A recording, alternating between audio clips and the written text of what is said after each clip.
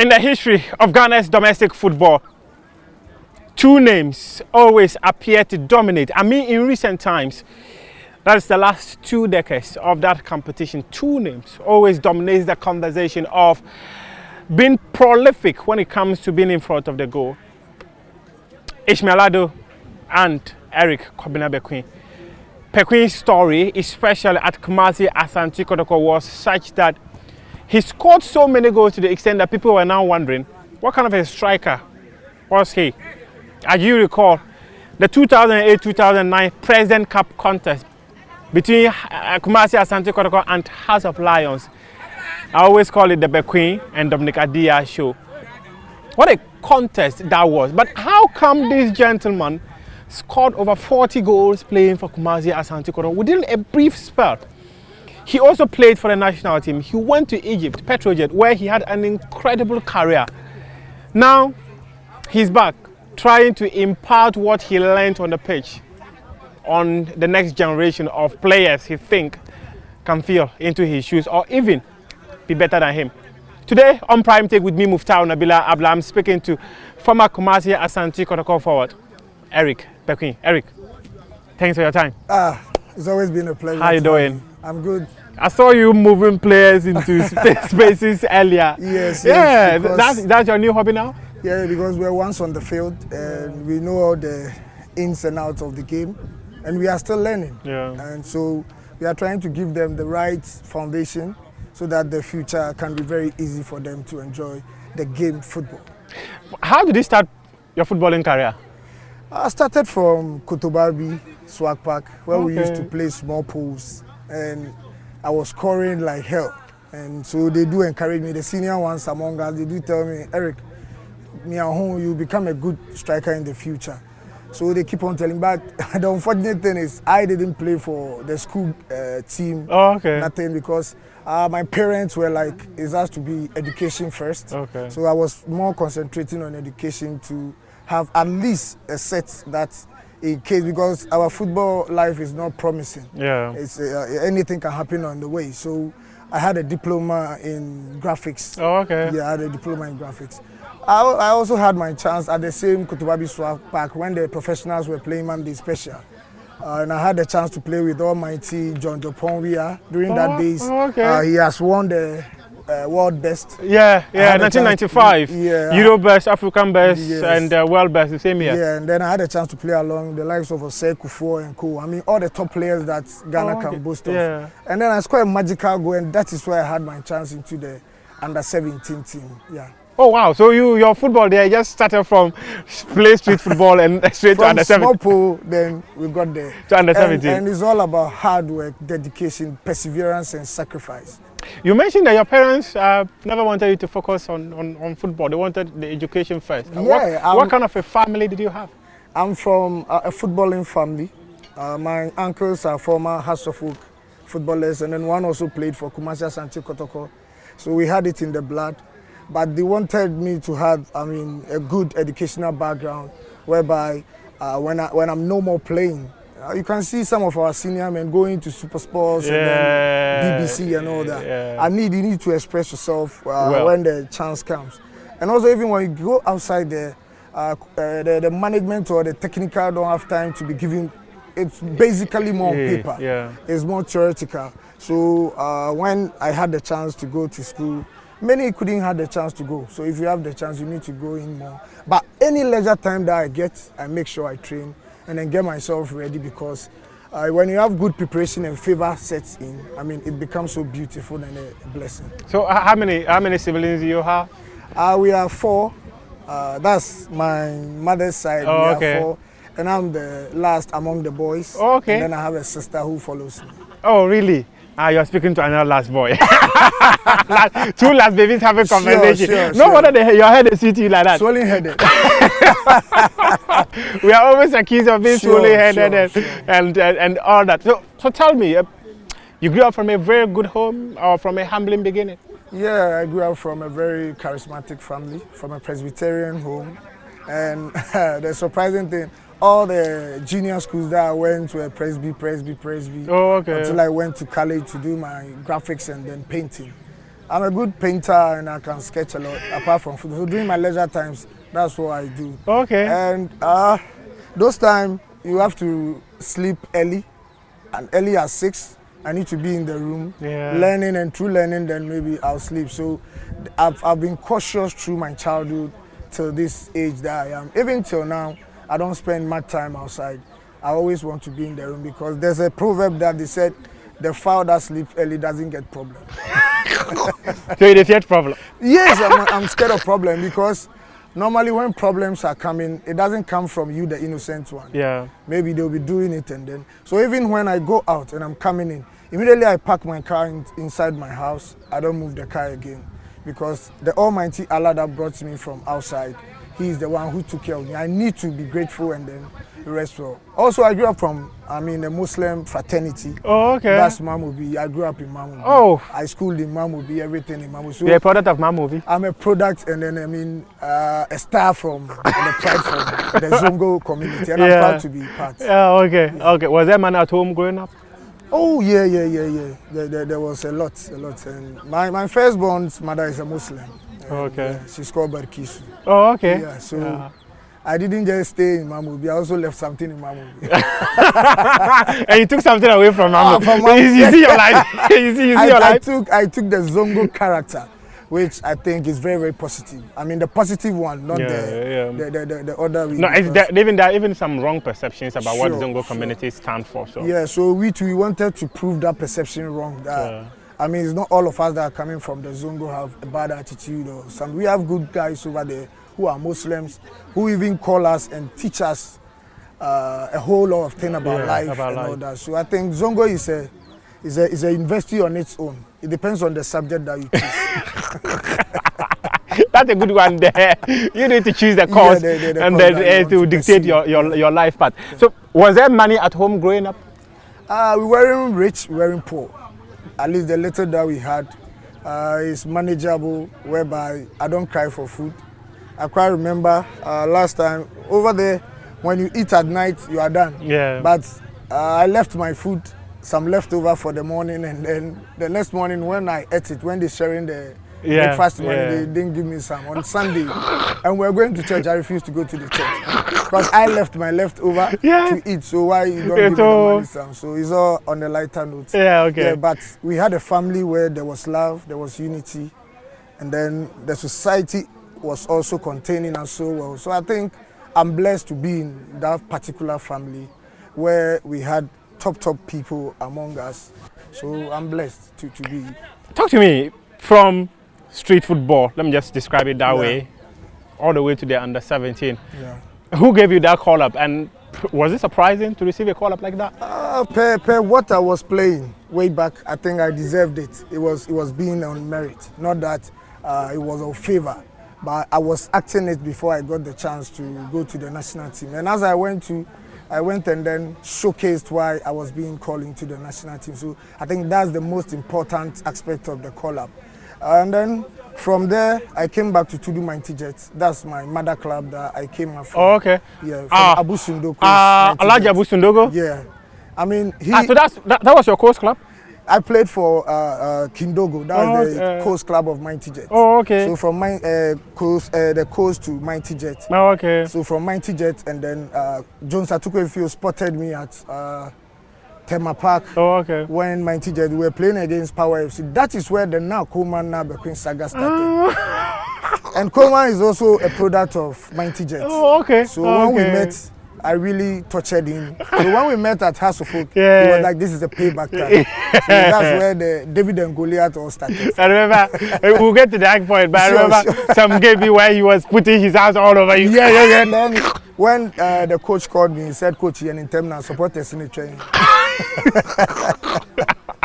It was good. I mean, a very, very good thing to happen, because as a footballer, you need to take challenge to make you the better one that you want to be. Yeah. So how would you describe your career at Mighty Jets?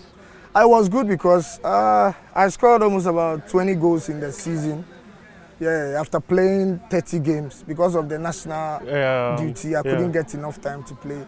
And it has continued, because even in Kotoko, I couldn't get enough time to play because of the national assignment. Sometimes when the team travels, I'll be going with the national team. Yeah. When I'm coming back, I'm traveling again. So I only played 23 matches and then I scored 17 goals. Yeah. But for the Africa, I played 10 matches, 10 goals, and I was the top scorer of the confederations. I remember that season very well. We'll get to that point because you had a career that many a Kumasi Asante Kotoko supporter would always watch and wonder what kind of a player you were. If you just joined us, we are speaking to Eric Bekoe here on Prime Take, and he's been taking us through his life journey so far. Now we're going to talk about your footballing career itself, Eric. The under-17 national team, how would you describe those days? I think that's the basics. That's where, I mean, every player who used to go. Yeah. And I think it wasn't bad, but just that we were unfortunate that we were using the real age. Yeah. And then when we went to Kenya, they went and brought our fathers to come and play us. And that's where we couldn't qualify. Yeah. And then we came back, and then I was called into the 20, 23, and then the senior national team. So that's how the process was. Yeah. How did you get to Kotoko? Yeah, Kotoko, I was in Liberty, but I wasn't having playing time. Yeah. So I had Coach Sapon went to Kwandu Hearts of Lions, and he was in need of a striker. So he came for myself and then Kwame Obindako. So the two of us went, and he selected me to be in the team. So Kwame came back, and Lord and behold, when Kwame came, his first game was to play against Kumasi Asante Kotoko at Kumasi Sports Stadium. And then he scored a hat-trick, and he took the lead to Kotoko. And I stayed in Kwandu. And later on, I joined Kotoko from Kwandu Hearts of Lions. So how were you signed from Lions to Kotoko? I went to Israel. I went to Israel to this guy's team. He was formerly from King Faisal. Yeah, Alhaji Cruiser's player. He was there. Their team that I went to, but things couldn't materialized. So as I was coming, I met the late Jerry Asari. Oh, okay. And then the transit launch, he asked me if I get Kotoko, will I play? I said, yeah, it's a dream come true. Because I've been paying my dues as a fan. So if this chance should come, I'm going to grab it and grab it well. And then that is where it all started. The Elwak Sports Stadium, where I started doing the magic, and then it started from there. So it was Jerry Asari who prompted me that he wants me to join Kotoko. And then was he the man in charge of Kotoko then? Yeah, he was the operational operations manager of the club then. Yeah. And then you went to Kotoko. Yeah. The story they say is there to be written. It is there to be written. Yeah, so tell us what was life in Kumasi and Kotoko like? I took my Accra life there, where I'm not the outing type. I always want to be indoors after training. The last person to be at home and then concentrate and then think of what I couldn't do best. Then I can work on it for the next day. So I started scoring during the preseason, and then the media were like, oh, there's a fluke. We have seen many players who couldn't make it after the preseason. And I told them I'm just doing a warm-up. The game proper, the league proper, that's why I'm going to showcase who I am. So when the league started, my first league match was against Accra Great Olympics under the floodlights. The first match I played in Kumasi, where I netted a hat-trick. Yeah. By then I've scored Liberty, I've scored All Blacks, I've scored BA in Sunyani by then, before coming to Kumasi, to show the Kumasi family that this is the new gem who is on board. The new gem on board. How many goals did you score again? I played 23 matches. That's the league. Yeah. I scored 17 goals. Yeah. And then I played the Africa, 10 matches, 10 goals. And so then how many seasons did you spend at Kotoko? Just a season. Just a season. And then within a season, I played 48 games in all competition. And then I scored 42 goals with 42 jerseys. I remember that. I remember that jersey. Sure. And do you recall when we were doing one of our shows on your file? Yeah. So you were there, and then in fact you wore that jersey. Yeah, I recall that so well. Just a season at Kotoko, but you wrote your name in the history books of Kumasi. Boldly in capital letters. Yeah. What would you say made it possible for you to be able to have that successful season at Kumasi? It's all about sacrifice, as I keep on saying, dedication. I told myself, I want to give myself the first round of the season, do whatever magic that I can do.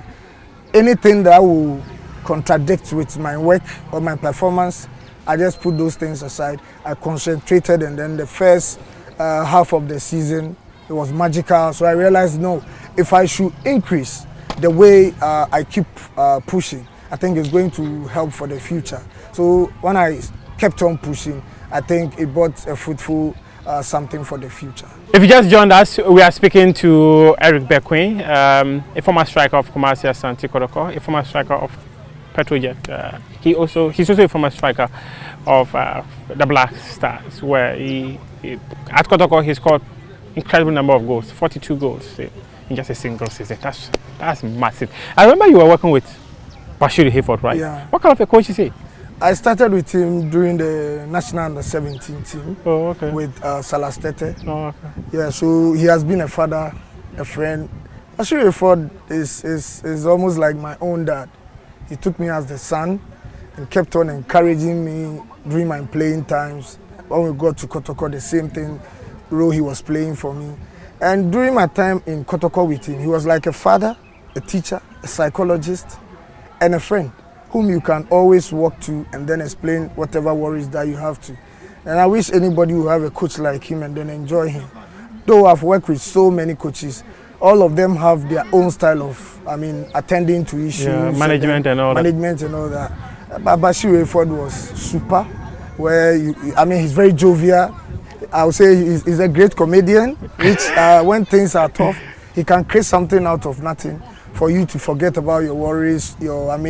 I quite remember when Opele said he's going to score us, and then he came to me and said, Eric, so are you sure Opele can stop you from scoring? I said, no, coach. He said, that's my boy. Believe you, I know what you can do. And during that time too, I was on fire. I was unstoppable. I was the predator. Was it Opele's days at Temayut, right? Yeah, he was with Temayut. The keeper was Soa. Yeah, and then Soa, yeah. Yeah, he had a very good crop of players during that time. But we were on fire. The likes of General Sekufo, Harrison Afo, Samuel Inkum, Jordan Opoku, Nana Hinduas, TV Udro, the late TV3. Even our bench is somebody's first 11. Yeah. Our bench was somebody's first 11. So in Bashir Hayford's team as well, you need to fight for the first 11. Nia J2 was there, right? Nia J2 was there. We had a whole house. And to play Bashir Hayford's 11, you need to be consistent. That's what I've been complaining about the players playing Kotoko now. He will be today good and tomorrow as if he wasn't the one that played last week. So I think it's something that is affecting the league as well. So it's all about the competition, the dedication, and then perseverance that you put into action. And Bashir Hayford doesn't care who you are. During our time, we had problems, a whole lot of problems within the camp. But he was able to manage it well so that it doesn't get to the media domain. So I think that's why I said he's a father, he's a teacher, and a psychologist at the same time. So would you describe him as one of the best coaches you work with? Yeah, one of the best grooming coaches we can have in Ghana when it comes to nurturing talent into the top level. I remember when I was coming into coaching, he said, hey, my son, you are coming here. You know that playing and then standing at the touchline, you world apart. So you need to be ready. They will insult your mother, they will insult your father, but all you have to do is just stick to the plan while you came onto the pitch. Whatever you did with the players at the training grounds, just come and implement it. And we have something in coaching we call Global Analytic Global. The Global is whereby you bring the boys onto the field to play. The mistakes and things that will happen, you go and then analyze it, you bring them to Global, and then you see that if they are okay, then you keep them by the global, then it's happening. But if not, you need to repeat, because learning doesn't stop. You always need to learn, read wide, and all that. Now the boys, most of them doesn't even do research on, players that are playing the same position that they are playing. It's really affecting them. During that time, we couldn't have chance to be on the internet and all that, but we go to stadiums, go and watch the likes of Ismail Ado and all those people. He's one of my idols, though. And though he's a harsh player, but no matter where you play, if you idolize the person, you idolize the person. He was an idol to me, whom I was calling every time, asking him questions, how he was making it. And then he gave me all his training regimes, how he does his training programs and all that. and it has made me who I am today. Was he that open? Was Ismail Ado that open person? Ismail is a shy type, but when you get very close to him, he's a very friendly, he's an open-up person, and then he's a very outgoing person. Yeah. What challenges did you encounter at Kotoko? I was so focused, so I didn't want anything to interrupt with my mission.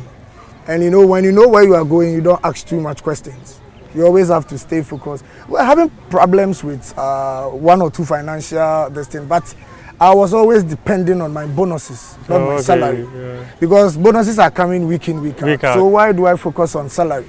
And even when I went to Egypt, it was all about playing percentage before you get the balance of your signing on fee. Yeah. So you see, in these cases, when you are playing, you make sure you'll be able to play the 70% of the games. Then you are assured of the balance that you go and take. But for now, he signs, he takes his money.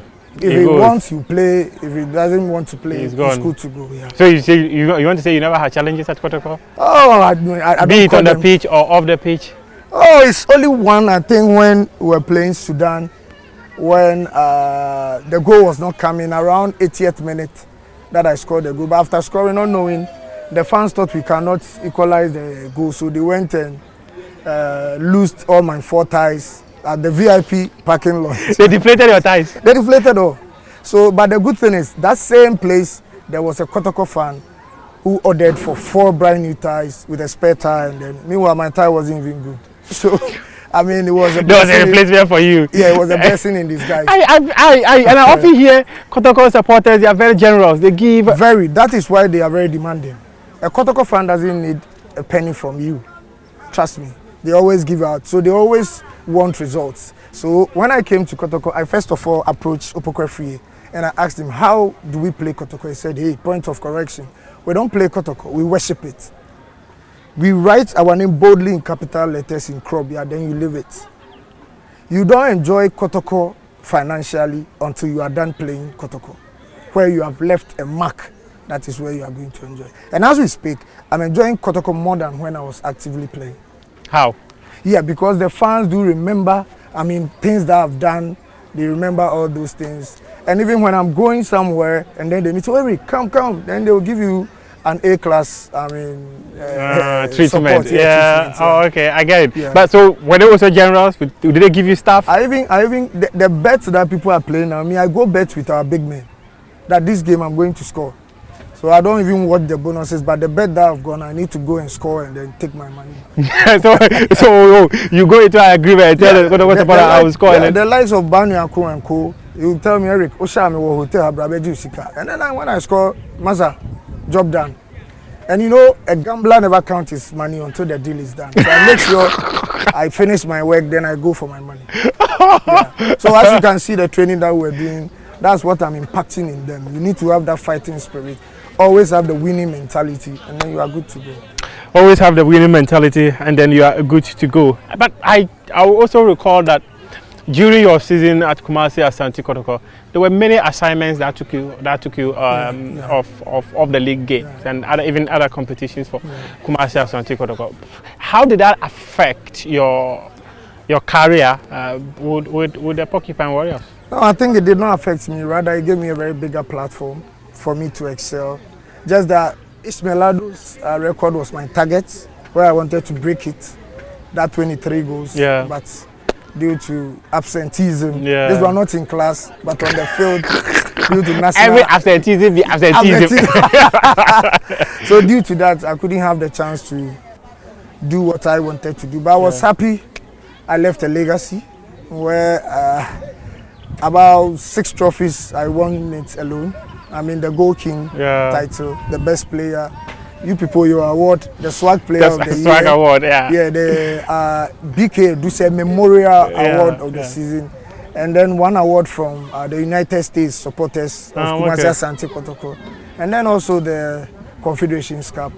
And the best player was given a car, VW Suran, which I dedicated to my mom. I gave it to my mom for the 9 months of labor. So that at least this is just a point of knowing what I'll do for her in future. After I bought him so many cars and then... After you made better in football, right? Oh yes, I would say I made money because in football it's all about after playing, where do you put your head? Yeah. Yeah, but when it comes to assets, I'm okay. But maybe let's say physical, I might not get enough for you. But for assets, I thank God for how many. Because always I do advise my players, as you are playing, any chance that will come, remember the blocks. Yeah. Remember the cement, remember the sand. And after football, nobody will sit somewhere and tell you that you wasted your time for playing. You don't football. have a place to sleep. That's the issue. Oh, then you've done well for yourself. That's quite impressive because there are many people of your playing mates, your colleagues. Some of them are even struggling to make ends meet in life. Yeah, so. it's due to the way the ends were coming. You might think that tomorrow it will come. We have a bed, a proverb that we say, whenever it's raining, he said after the rain I'll build. Yeah. But when the rain finishes, he's good to fly. He will fly everywhere until it rains again.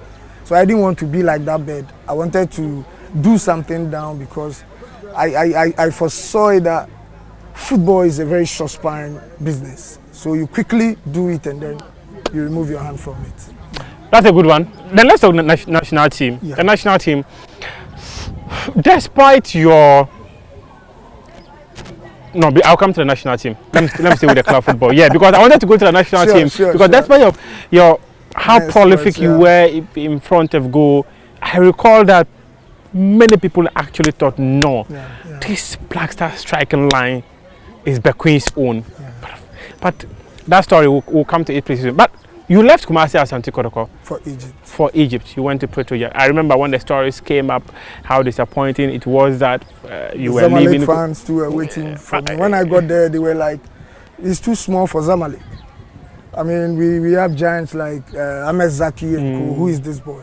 He's too small. Meanwhile, I was the top scorer in the Ghana Premier League and even in the Confederation Cup as well. They want giants to play with. So I was about to come to Ghana when the agent said, there's a team that wants to have my signature as a team because I had Russia by then, which was valued for $1 million. So I said, let me come and then just travel to Russia.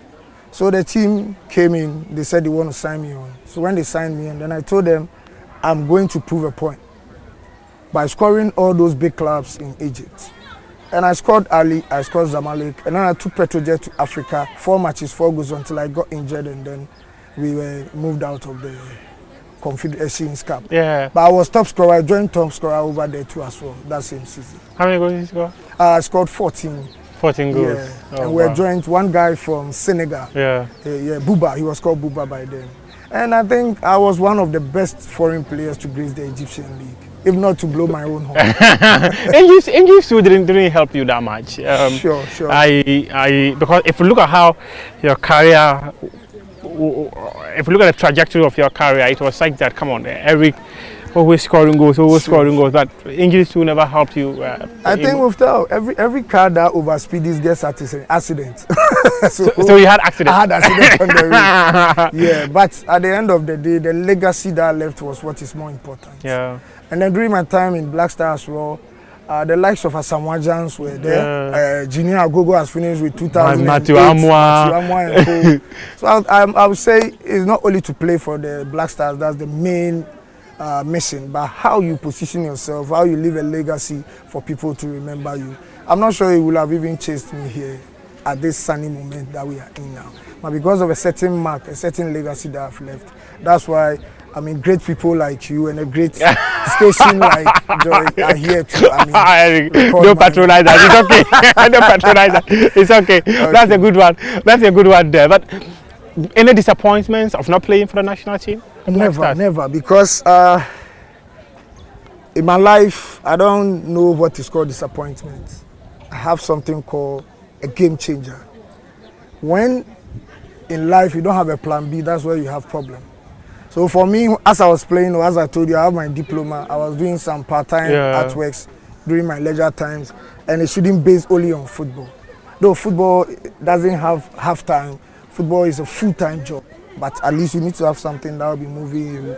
And I can't open all my sack clothes outside for people to know what I'm doing behind the scene. But for now, you only know I'm into coaching now, trying to build the foundation of Ghana football as well. I'll come to the coaching aspect, but let's stay on the national team. Sure. You look at the caliber of players who were there, and you came in. Do you think that you went into the national team at the right time, or if you had gone there at a time, the likes of Samuel Jan, Matthew Samuels, and Co were not there, you could have had your way? Yeah, I think if it was to be today, you know, with the prowess that I was showing by then, I would have had it comfortably over there. But I mean, you can't say anything about. You can't tell the time that God wants you to be there. Yeah, because every day is a working day. Yeah. So you always have to be ready. Whenever you get a chance, you just produce what you have to do and then leave the rest to God. I also remember when you came back from Egypt, you played for Kotoko. For other local clubs. Hazakes, I remember. Yeah, Hazakes. I came to Chelsea. Yes, you played. When I was being disappointed by the Kotoko management by then, so I decided to go to Chelsea. Were you hurt? I was very hurt because I think most of the discussion was for my coming back to Kumasi. That's why I even cancelled my contract in Egypt to come. And then when I got here, he started bringing some hula balloon. He's injured, he's this, he's that. So I was even lucky to play that season. It was because Chelsea was playing in Africa. Yeah. So they have, a chance to register more players. That gave me the opportunity to even be in the league that season. So I've been registered on the last closing day, the closing day of the registration. Of the window. Yeah, and then I had a chance to register for Chelsea. And I caught House of Folk there, I gave it to them. And some of the fans of Kumasi Asante Kotoko shouted, "Oh, this cripple have scored you. For us, he can't score us." Meanwhile, I was their legend. I was part of the people that gave them that happiness during that time. But I'm not saying all the Kotoko family, but some were, because I foresee that they were hurt. Some were hurt without knowing the inside of the issue itself. So when Kotoko was coming to Bekoe, I was sick throughout the week.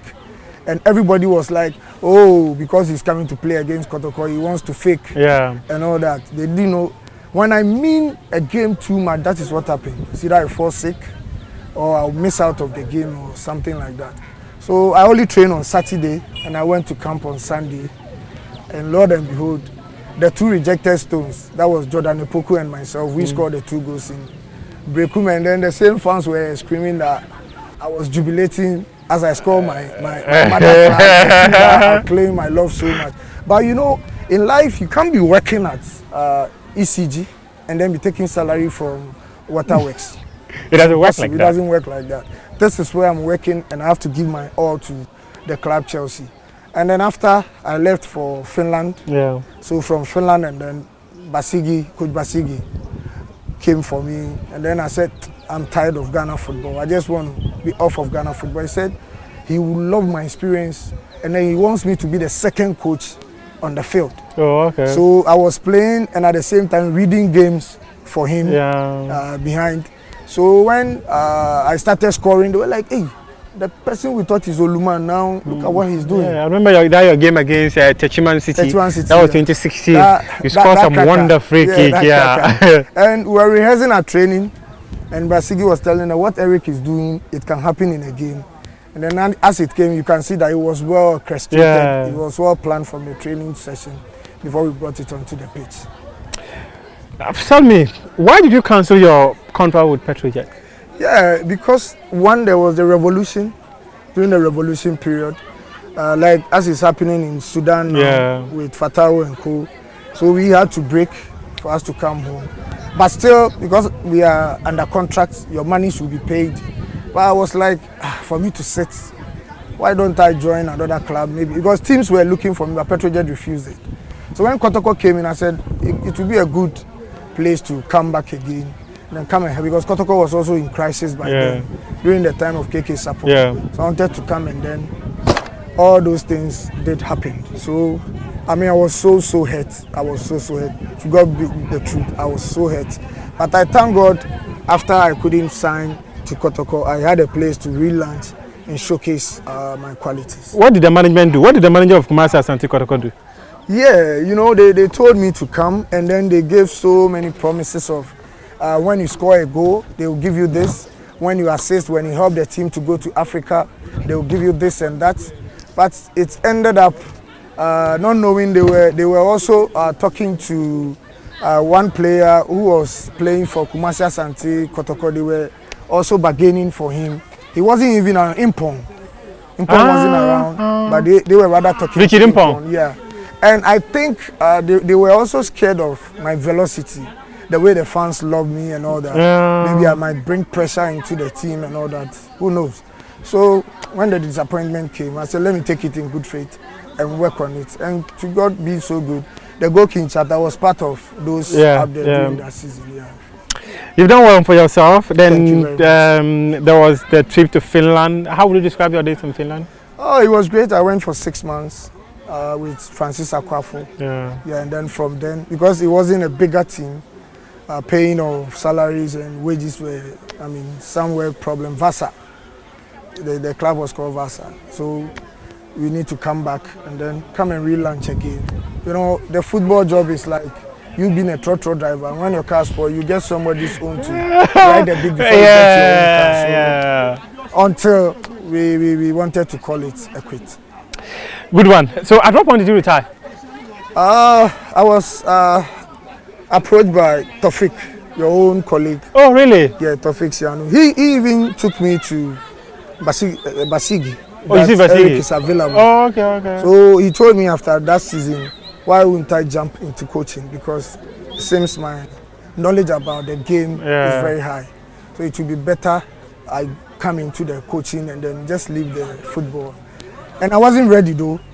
So Basigi came in, and then the likes of Mesitego, he also came in to advise me, Eric, we are here for you.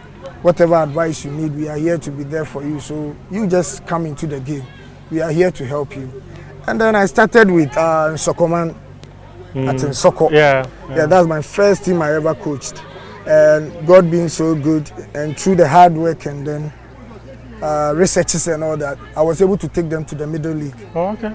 And it was my first time of coaching. So before I came in to do my batch, that's the license D. Yeah. And then the likes of Professor Minta and then Mr. Wilson and all those guys, the teachers that were there, they really accepted me, received me so well, and then made things possible, for me to learn, made everything conducive for me to be able to achieve my goal. Until now, as we speak now, I'm part of the national scouting team. Oh, okay. Yeah, and then we are still going on, as I'm now with my lovely team that I've just joined. Union Sportive Avranches? Which is being owned by my former mate, Bene Champon. Oh, really? Yeah, who formerly played for Kumasi. Yeah, I remember. Yeah. When he went to, Egypt. Was it to Egypt? Yeah, to Zamalek, where he had so many issues and all that. Yeah, I remember. And FIFA have prompted Zamalek to pay back. Yeah, I remember. Oh, in fact, it was a story I worked on in detail. I exchanged emails with FIFA and all that on that very story. So you see, it's a small world whereby a player who wishes to be like you tend to become your president. So you see, we are in a circle world. Yeah, and he was a forward player too. Yeah, he was a striker as well. Yeah, so I remember so well. But for now, I need to salute him because he's my president. Yes, sir. Yes, sir, boss. But he keeps dodging because he feels, yeah, you are amazed. I keep telling him, no, this is the work that we are doing. Yeah. After work, we can be friends, but as we are working, I need to respect him. You are the boss. You are in charge. But many Kotoko supporters often feel that you've had some takes on the team that they don't feel happy about them and all that. Do you have issues with Kotoko supporters? Never, because wherever I sit, I stand up and salute the Kotoko fans because they have made me who I am. I was in Liberty doing so well, so well, which you know, all the clubs that I played, but Kotoko gave me the bigger lights, the bigger platform for me to exhibit the qualities that I had. So I've been always grateful. But you see, when a coward is advising a rich man, he's always afraid of his stomach. Okay. When a poor man is advising a rich man, he's afraid that... I don't want to go poor because poor is a general okay. So when you're a coward and you want to advise a rich what does it mean? Because one, you are afraid maybe he might not work with you again. Meanwhile, you are telling him the truth. You understand? And for me, since I was growing up, I told you where I started from, the house I grew up from. I don't care telling the president of the nation the truth for him to get angry. I will sit back and whatever I said will manifest. I easily talk. So before I say something, meaning it has really touched my heart and it will surely happen. When Nabila came, I spoke about Nabila. When Mukwela came, I spoke about Mukwela. Now I'm talking about Samson Eduku. You guys should watch out. You see, Kotoko is a big family whereby they always want the praise. But things that will affect the team in the future, when you have to prompt them now, some might take it in bad faith. Some might feel because we didn't give you the chance to play. I talk about Haas, I talk about Kotoko, I talk about most of the clubs. I told Azakes when I was in Azakes, when 11 Wives and Azakes were fighting, the supporters, I told them how you are putting things in order. If you don't take care, Esipon will turn to a funeral grounds. You can ask Basigi and the radio stations people over there, even your own Kobe of Asempa. I told them, I said, if you don't take care and put things in order, because these are two traditional teams, where if the traditional teams are doing what the Ghana Premier League, it takes its own rightful clothes to wear. I told them, and now look at Esipon. So now they were calling me, Eric, what you said was true, this. And that is the same thing that is going on with Kotoko. And me, whatever thing that was, I will never disrespect Kotoko. But when the truth is there, I will point the truth there. So which truth did you point out to them that they were not happy about? Oh, I think recently there was a comment I made that sometimes it's not coaches that fail. Sometimes it depends on how coaches are being treated in the club or brought into the club. Because one, I'm the one to prepare Tuozafi. And you go and bring stew ingredients for me to prepare. How do I prepare? It's the same way you bring somebody in the middle of a season and you want him to do magic. It will take godly intervention. You understand? So how many, let's say, coaches that have come to Kotoko that have done their own recruitment? So always we'll keep on changing coaches, we'll keep on changing coaches. And you see, life is all about consistency. How do you keep the consistency? It will be within the players. Because if every season this player will go, this player will come, and then even the strikers or the players in Kotoko now, most of them don't know the club that they are playing. If it was this easy, trust me, we will have played it easy without stress. Because even the jersey that you are wearing, the Asante Kotoko jersey, the pressure that it carries, not to talk about when you are coming out of the tunnel. So if I'm playing Kotoko, there's pressure. There's so much pressure. There's so much pressure. This is a club where a mere fan can fast for the team. He can even sacrifice with his own blood for the team to win. This is the team we are talking about. So if our time we were being pressured to play, and today you guys, you were playing something before they brought you on board, and you are not doing the same thing while they brought you. Nabila came, he just came and walked over and left. Meanwhile, there were strikers in the country who were scoring Kotoko week in, week out. And now they've given you the opportunity to come and play. Are you blaming the coach? And at the level that they are playing now, you don't need a coach to come and show you how to carry the ball, because these are all fundamentals. So you get to Kotoko, instead of coaches will be teaching system and formation, now that you are going to learn how to control and pass. So you see, that's what I'm saying, that the foundation is weak. It's so weak. The foundation of Kotoko is weak. No, of the Ghana football itself. So now that Ket is ready to approach to the grassroots, I'm so happy. And I'm happy I'm part of the grassroots development team, which we are sacrificing to bring back the quality that we had. Because before you play House of Folk and Kotoko, you have the name, you have the attitude. You had already made your name somewhere. There's no Matramakwe playing in these two clubs. cold football and all that. There's no Matramakwe in these two clubs.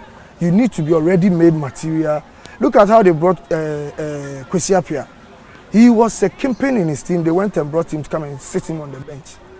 So that's how they do. But he was playing. You understand? So now when they brought you on board to come and play, and then you are sleeping, and we are talking about this, and the fans think, maybe some of the fans think we hate Kotoko. I love Kotoko more than anything. But if I don't, you see, when your child has a sore, and you keep on pampering the sore, when it becomes, I mean, it will enlarge. Yeah, you too, you'll be involved. That you were there before the sore started. So why, if I have an idea or if I've seen something about the club and I want to say, and you feel I don't love the club, then let's leave it like that. I will keep on because Kotoko is not for one person, it's for all of us. But the owner is the Otum for Osei. They say you could do juju when you were going to play, say, House of Oka. Did you do juju? Mufta, the truth of the matter is, I never experienced juju in Kotoko. Let's say I swear. It's not good to swear, but I'll pardon to swear because the kind of training we were going through, I will not allow any spiritualist to come and deceive me. Because if truly the juju will work, why doesn't those people tell us that we have worked for you, so go and sleep, but they rather tell you go and train? Is it not fraud? It's fraud. You understand? So I will not go and train, wake up at dawn, go to Tech Hills, go and run with Inkum, Nana Hindua and Co, and then you tell me no. So the juju was not done by the players, but were there a point you heard that your management or officials were going to? That's their business. It's not part of the business. But the only thing I can tell you is the juju I know of is used to spoil people. Have you heard that they said Yekoye juju they are say good? We are going to work on this player. We are going to carry him block. Get me right. The juju they talk about. When they are saying, oh, we are going to work on this player. We are going to carry him block. We are going to carry him cement. Have you heard that we are going to work juju and won before? Will have somebody defeated Benin or India? We are not saying juju is not there, but the mission of juju itself is not on the field of play. It's outside. It is to destroy someone. So that's why I tell my boys, concentrate on the training, the tactical aspect of the game, and we are good to go. And you're good to go. Let's talk. You mentioned two things that were very critical when you talk about Kumasi Asante Kotoko. You mentioned Nabila, you mentioned the way coaches are brought in, and the lack of continuity that happens within the team. My first question will go to the Nabila angle, where you had a record that was standing there for a very long time. He broke it. Sure. How did you feel? I was happy. I was happy though because, you know, records are being made and records are being broken. Yeah. So I was even encouraging him. We have pictures together, especially when they were about to play us. I was at the hotel to talk to him. I have pictures that will show. I spoke to him and then I told him they are always playing mind games. You should forget about whatever that he was doing with the smaller clubs. He should just come and exhibit it there. So unfortunately, he couldn't score. Yeah. And the same thing happened to me in Accra. But when we went to Kumasi, I went and then delivered. So I was happy. It was because I broke somebody's record, which was the late Opoku for more than a decade. Yeah. So if I was able to break and somebody else broke him, I mean, once he's in Kotoko, we are in the same shape. Yeah. What is your take on Kotoko's decision to let go Prosper Ogum? Prosper is the same as Coach Bashir Rayford. They need time, and when they get the time and patience and they develop players, they are unbeaten. That is the nature of Prosper.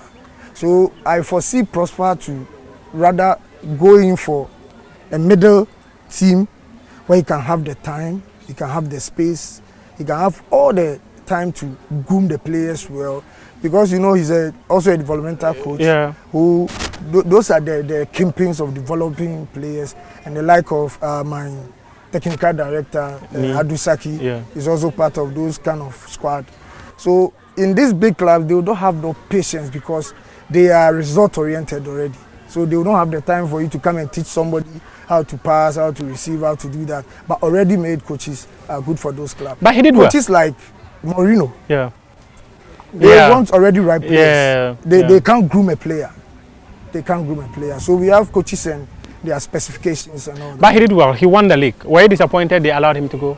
So that is where I was talking about the consistency and the continuity. Because if we could have allowed him to continue, now that he's going to even bring on board the players that he saw within the league that can suit into his system, his philosophy and all that. But boom, before we wake up, he's no more there.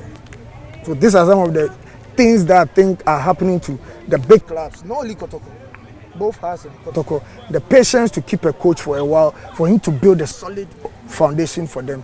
That has been the problem. Do you think letting him go had an impact in the performance we are witnessing from Kotoko this season? Sure, because the consistency won't be there, even between the players and all that.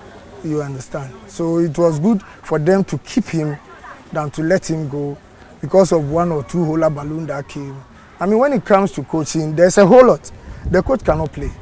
He can only assign the players to a certain role for them to play. And like I said, global, analytic, global, you need to keep on doing that until you get the right result from what you are looking for. What do you make of Kotoko's season? We are just like 5 more games to end the season. Yeah.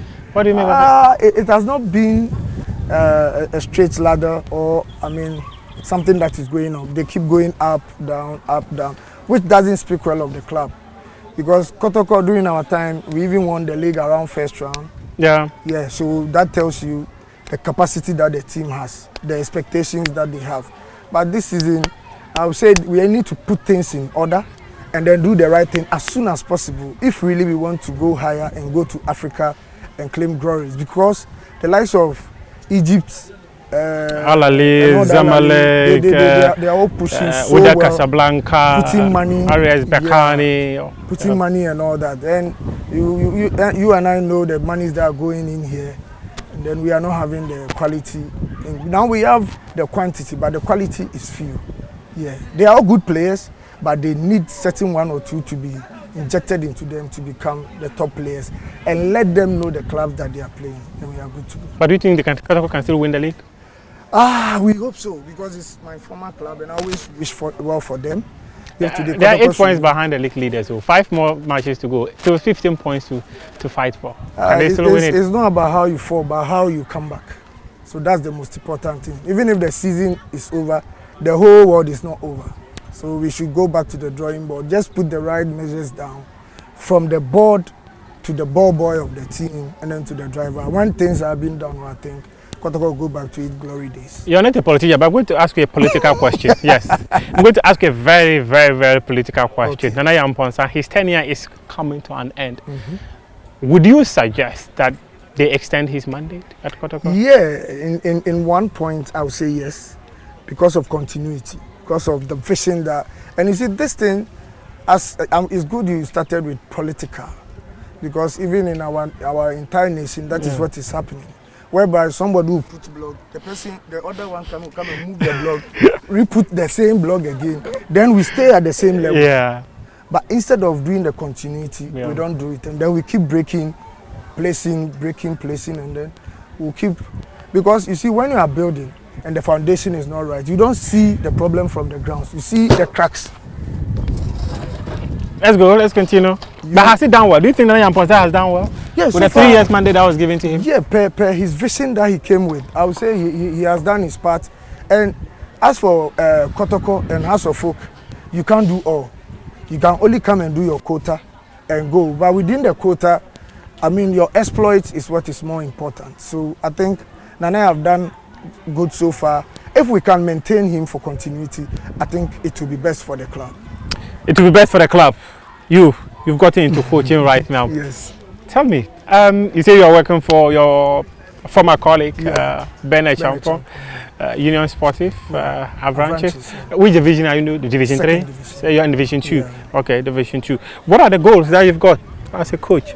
Yeah, I took over the second round because the former coach had an offer outside Ghana and left, so I need to come and then assist and then help for the team to sustain in the league, because the main vision of the club is to be able to prepare the future leaders so that we can give them the opportunity outside there for them to go and trade and then bring the money into the system again. You understand? So I'm here to develop and then to give results as well, so that the team's respect and then name will be there forever. What are the goals you have as a coach? Yeah, I want to build as many players as much as I can. I want to give in my all. That's why I have the patience on every, because you can't expect myself and you, Fatal, to have the same brain. We have fast learners, we have slow learners. So you need to weigh the two.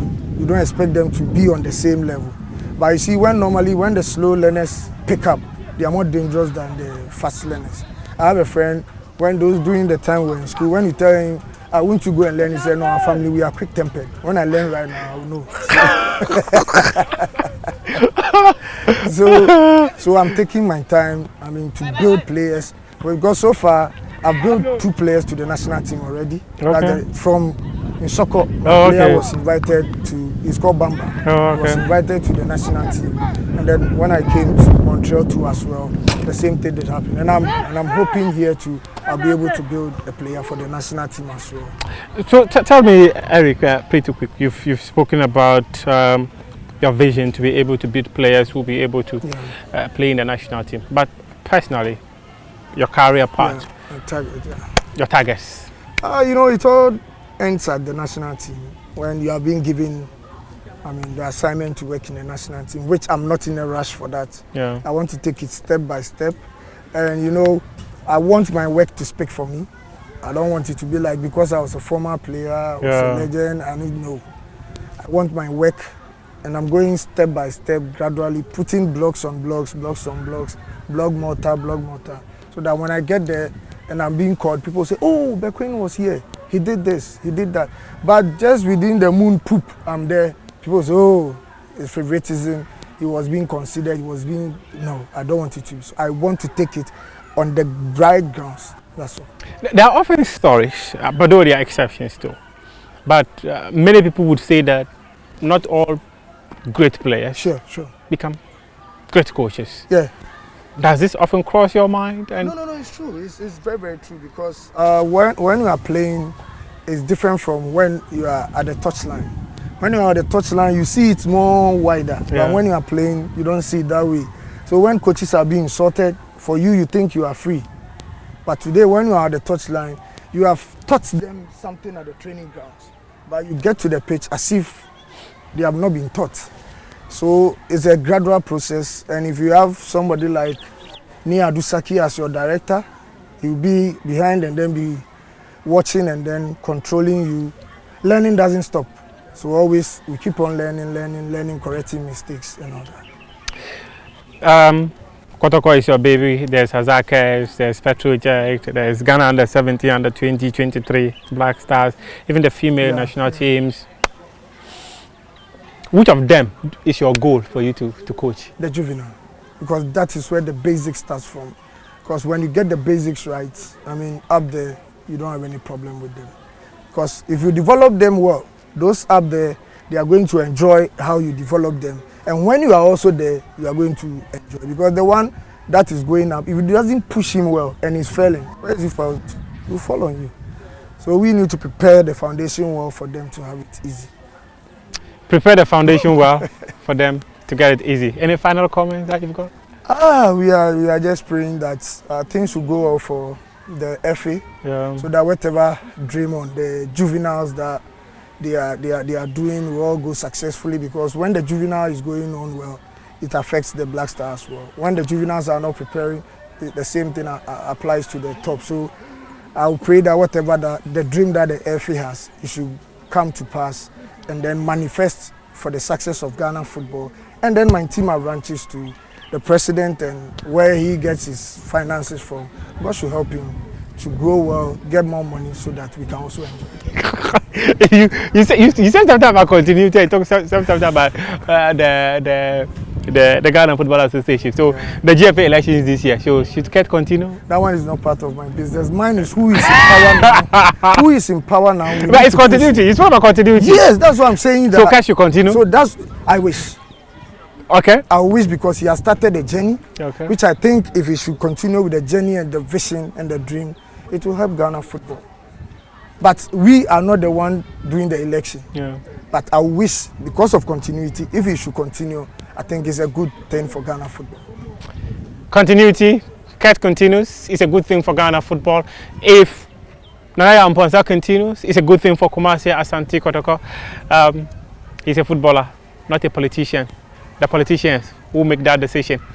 Here, This was Prime Take with me, Muftau Nabila Abdullah, and my guest was Eric Bekoe, a former player of Kumasi Asante Kotoko, a former striker of Ghana's senior national team, the Black Stars, a former player of Petrojet. We appreciate your company.